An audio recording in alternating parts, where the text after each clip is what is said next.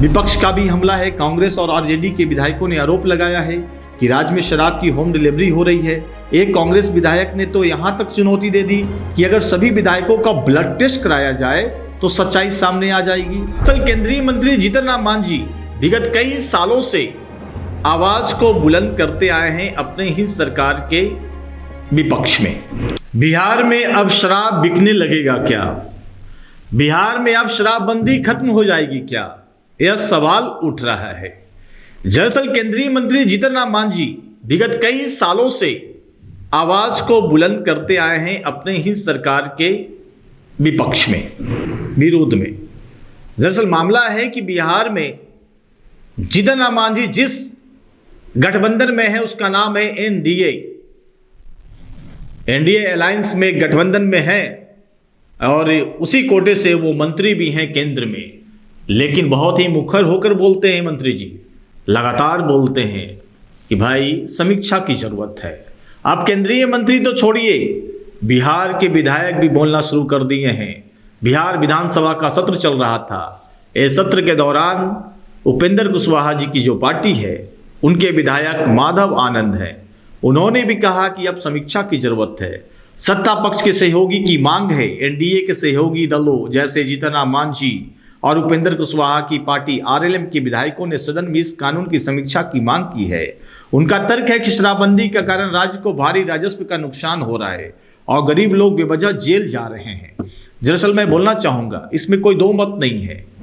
देखिए, जो पर्यटन के दृष्टिकोण से देखा जाए तो बोध गया में जितना टूरिस्ट आते थे वो अब ठहर नहीं पाते हैं, स्टे नहीं ले पाते हैं। बोध गया हो, नालंदा हो, पावापुरी हो, जहां भी टूरिस्ट रहते थे वो नाइट स्टे अब उतना नहीं कर पाते हैं पहले की अपेक्षा में। वो सीधे वाराणसी सारनाथ चले जाते हैं। ये हमारा ग्राउंड रिपोर्टिंग किया हुआ है, लोगों से फीडबैक लिया हुआ है। इस पर भी इन्होंने बहुत बड़ी बात कही है। राजस्व का घटा तो है ही है, इसमें भी कोई दो मत नहीं है। लेकिन सवाल अब एक दूसरा पहलू से देखते हैं। अगर शराबबंदी है तो फिर बिहार में शराब मिलता कैसे है? बॉर्डर पास कैसे करता है? ट्रक का ट्रक खेप कैसे पकड़ाता है? ये भी एक सवाल है कि जब बिहार में शराबबंदी है तो बॉर्डर पार कैसे कर पा रहा है? अगर बॉर्डर पार कर पा रहा है, नहीं कर पा रहा है, तो क्या बिहार में जो शराब बिक रहा है वो नकली कहाँ बन पा रहा है? क्या बिहार में नकली शराब बनने की फैक्ट्रियां बन गई है? ये भी एक सवाल है। बहुत सारे सवाल आप खुद से समझेंगे तो पता चलेगा। लेकिन अब नेताजी तो बोलना शुरू कर दिए हैं, मुखर होकर बोल रहे हैं, अपने सत्ता पक्ष के विरोध में ही बोल रहे हैं कि समीक्षा की जरूरत है।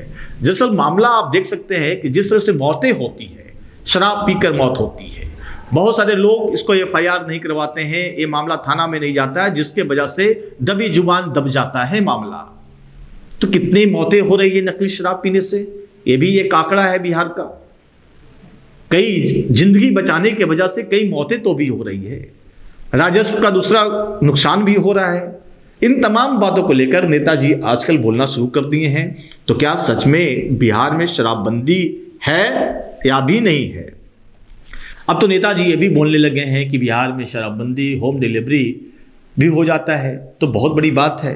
विपक्ष का भी हमला है। कांग्रेस और आरजेडी के विधायकों ने आरोप लगाया है कि राज्य में शराब की होम डिलीवरी हो रही है। एक कांग्रेस विधायक ने तो यहां तक चुनौती दे दी कि अगर सभी विधायकों का ब्लड टेस्ट कराया जाए तो सच्चाई सामने आ जाएगी। सरकार का रुख है। संसदीय कार्य मंत्री विजय कुमार चौधरी ने साफ किया कि फिलहाल कानून की समीक्षा का कोई प्रस्ताव नहीं है। मुख्यमंत्री नीतीश कुमार अपने पियोगे तो मरोगे के स्टैंड पर कायम है और सरकार का मानना है कि इस कानून से महिलाओं और सामाजिक व्यवस्थाओं को काफी लाभ हुआ है। अन्य मांगे भी हैं। चुनावी मैदान में उतरने वाले प्रशांत किशोर की जनसुराज पार्टी ने आगामी चुनावों के मद्देनजर शराबबंदी को पूरी तरह खत्म करने को अपना मुख्य मुद्दा बनाया था। फिलहाल सदन में सिर्फ समीक्षा की मांग उठी है, लेकिन सरकार इसे खत्म करने की कोई संकेत नहीं दिया है। दरअसल देखिए, समीक्षा की बात तो उठती है, नेताजी हैं, बात उठाते ही हैं, लेकिन नीतीश कुमार टस से मस नहीं हो रहे हैं। नीतीश कुमार जी का साफ कहना है पियोगे तो मरोगे। तो ये भी बात अच्छी बात है, जो पिएगा तो मरेगा। लेकिन बात यहाँ पर है कि जब पियोगे तो मरोगे, तो पीने के लिए कैसे मिल जा रहा है? ये भी तो है ना, पियोगे तो मरोगे। बिहार में ही पियोगे तो मरोगे, तो पीने के लिए कैसे मिल रहा है? तो इस सरकार को क्या समीक्षा करना चाहिए? ये जो बड़े बड़े नेता, केंद्रीय मंत्री से लेकर बिहार विधानसभा के सदस्य तक बोल रहे हैं आपकी क्या प्रतिक्रिया है? क्या बिहार में एक बार शराबबंदी नए पैमाने पर खुलना चाहिए, शराबबंदी खत्म होनी चाहिए, फिर शराबबंदी को सशक्त लागू करना चाहिए? आपकी क्या प्रतिक्रिया, जरूर बताएं।